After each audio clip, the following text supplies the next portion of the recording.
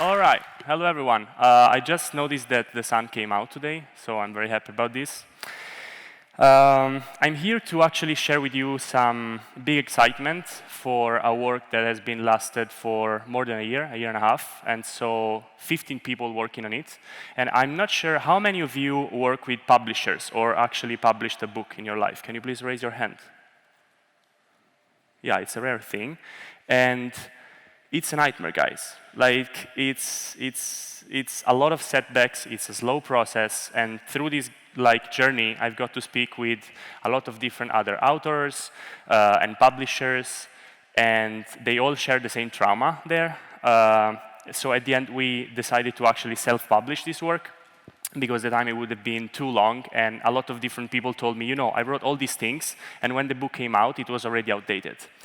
Plus, a lot of publishers put us a lot of conditions. Can you please rewrite this? Can you please do this? Blah, blah, blah, blah. So at the end, we did it in our own way. I'm very excited because this is like embodying a lot the spirit of Web Privacy Now. I'm PG, by the way, one of the co-founders of Web Privacy Now. And this work actually came to my imagination 2 years ago, because reading a lot of different papers in philosophy and tech and a lot of different complicated things, I was like, okay, but it's like a bubble. Like, how many people really have the time or the mental capacity or the willingness to be there and read this super long paper? So why can't we try to convey all these philosophical, political, and technical concepts in a more easy way, accessible for the masses? And this is why actually this work originated by. It's, as I was saying, it's a collective work, because many people contributed to it, from the authors to editors to people that just helped with will help with the distribution, helped to bring here the book, because we also had setbacks with the printer that was late in delivering. So 3 amazing human beings bring the book with their suitcase. But yeah, long story short, the goal of this work, which is not just a book, but is aimed to be a book series. So every year we will collect 10, 15 different essays from thought leaders in, let's say, freedom space, to reach a wider audience, making this really tough work of simplifying complex topics and speaking to your cousin, your grandmother, your mother, in a more how can I say, emotional way, rather than all these intellectual and complex philosophical primitives that we share with each other in our field. How are we aiming to do so? We are aiming to get to a wider audience through the nature of the contributions, thanks to the distribution, a capillary distribution beyond, indeed, Web3 and crypto and our events, and with a tone of voice. What does it mean? I will tell you in a minute who are the contributors of this work. Let's first say that, again, this is a collective effort to actually put together different pieces of a puzzle, where high-standing professionals and intellectuals from, indeed, human rights, politics, law, tech, cryptography came together to actually give their own perspective of why privacy is a cornerstone of any free society, of democracy, and why it is very important for the 21st century. And ideally explaining this, indeed, to their friends and not to their colleagues. For this first volume, which title is Autonomy and Privacy in the Digital Age, we have, indeed, OG cryptographers as David Chaum, which is inventor of blind signature and one of the, basically, creator of a lot of primitives that are at the basis of the modern cryptography. We have Judith DeBoer and Joachim Schwerin. Judith was and is actually following the cause of Alexei Petersev, the Tornado Cash case.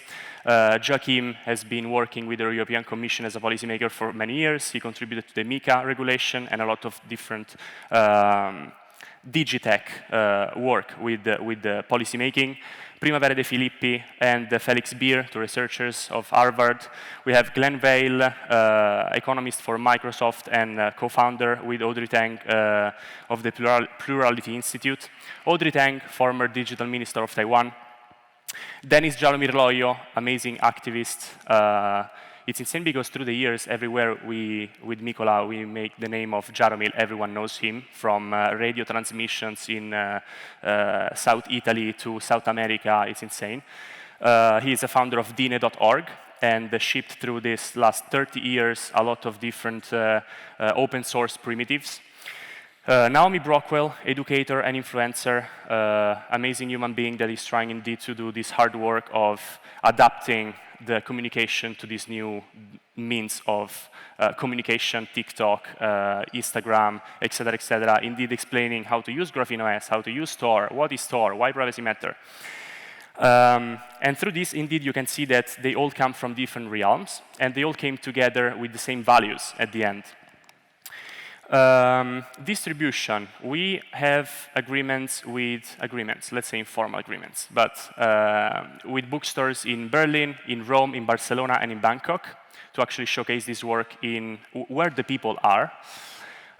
Universities and high school, we have connections with, mainly in Italy, with 2 universities and 3 high schools, where basically professors will showcase the work, actually not showcase the work, but have this part of this book as extra curriculum activities or actually embedding this into their program for the year. Hubs, we are friends and connected with a lot of hubs throughout Europe, so they are, I think, between 12 and 15, the hubs that will actually welcome the book. Last but not least, for the fancy Berliners, we have also the work on MetaLabel to have online presence and distribution there. Tone of voice, the real challenge of this work has been to actually, as I was saying, simplifying complex topics, complex technologies, and making it more accessible and practical. Also, something that we have been telling to all the authors is to try to shift attention from the problem, and so talking about surveillance capitalism, authoritarianism, and all the evil that you can name it, to the solution. So having this more proactive approach, which means empowering people with path to freedom, path to better habits in privacy, better behavior, and also actionable. As you will see in a minute, there are sections of the book that are actually practical suggestions to what are the alternatives that are currently functioning that you can use to indeed disempower the big tech ecosystem and actually use some more open source, grassroots, bottom-up beautiful solutions that are actually competitive, because sometimes you're like, yes, but my friends are not on Signal, so I keep using WhatsApp. In the book, you will have 7 essays written by the authors you saw before, and the topics span from, indeed, how cryptography can enhance democracy through voting, through a lot of different, very complex mathematical primitives that are not in the book, but in the book is just the result. So how privacy is like the cornerstone of democracy, and how to actually re-empower democracy in this century, we can use these primitives without even naming them. Network nations, so how basically sovereignty is reconfiguring itself beyond borders through the digital means. We talk about plurality, how to chart a future, how to come together for finding a third way from technocracy and libertarianism. We talk about the founding values of Web3, because in the space, it's very evident that from the founding principles that in the 70s and the 80s and the 90s, mainly cypherpunks upholded for protecting and advancing civil liberties, we drifted a little bit away from that. So we are just remembering what is Web3 in terms of how crypto as in cryptography has been developed and why it has been developed in the first place. We talk about digital enlightenment, which is basically remembering ourselves that we, through history, had a lot of struggles with authoritarianism, fascism, basically power structures that just leverage the power that in this case is data. And so actually, how can we inform activists and people, and normal people, with these lessons? How did we win these battles with enlightenment, with the Renaissance, when we indeed, through the printing press and other technologies, we managed to disempower the church and other, indeed, big entities, institutions that were just imposing their version of truth to the many. Last but not least, we also have a tools section and a glossary section. Tools section is basically a way to showcase that privacy is a choice, and there are a lot of primitives that are out there that can be used, and this is valid for the last 30 years, because it's funny that we keep like projecting, we will build the perfect chain, the perfect messaging system, but we have amazing privacy tools for the past 40 years that are not that used, you know? Some of them are complex, I get you, but some others are not. So basically, the aim of this section is like 40 pages filled with, indeed, instead of this tool, you can use this one. And why? The reason why. Why these, like, for example, Google or Apple are not the best if you care about certain principles, and what you can use in alternative, and why. We have also a glossary at the end of the book to indeed help people navigate the book itself, but in general, like a lot of different terms that are not contained in the book, but that are coming more and more popular. This is a QR code where you can actually, I mean, the book, you can find it downstairs, you can have a look yourself. Scanning this QR code, you can actually access a web page where you can actually pay for the book, donate, and your donations actually will help us to have a more capillary distributions, print more copies, and start working on the second volume of this chapter.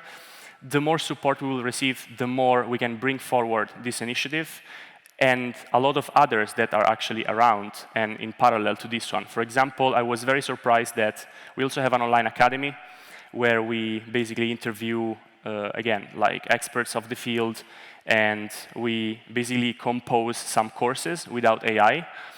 And a professor of high school in Sicily reached out to me and said, hey, I found out this course on Privacy 101, and it's very nice, and I would love to present this to my students and incorporate this into my teachings. And the sad thing is that we do so many different things that we don't have enough bandwidth to do so, because as you can imagine, to actually formulate a whole program for students is not something that you can do like this. So the more actually you can support us, also connecting to schools, connecting to other professors, but also with actually money, which is energy, so that we can actually have more people with us and carrying on all this educational work. Last but not least, this is a beautiful sentence in the Cypherpunk Manifesto by Eric Hughes, which is, we cannot expect governments, corporations, or larger faceless organizations to grant us privacy out of their beneficence. And why? Because it's not their interest. There is a lot of corruption. And the message here is that we should actually stand up and do something for privacy, because privacy needs us as much as we need privacy. And privacy is not easy. Privacy is not free, but it's a choice that we can make. And it's not also a matter of, it's not just a matter of what tool you are using or what primitive you are building, even if this is very important, that we have a lot of young developers coming to this space and they're just, you know, mesmerized by a lot of different distractions. But privacy is like an internal orientation towards what we really care about and how we intend to indeed communicate with each other and populate this new dimension, which is the digital space, which has new rules and a lot of different protections that we actually developed throughout centuries that actually protected us, maybe not that well, but still they did, for the physical world, are to be written in the digital one. And I think this is a collective effort. So the message here is that with Web Privacy Now, we are trying to advance a culture of contributing to privacy, which is not just by building yourself something, but is also by, throughout a network effect, helping each other to indeed take more conscious decisions, to go beyond the technicalities and the very complex matters and connect as humans and understand that these freedoms are indeed the cornerstone of any free society, of any democracy, and it's our own collected and shared interest to uphold them. Thank you very much.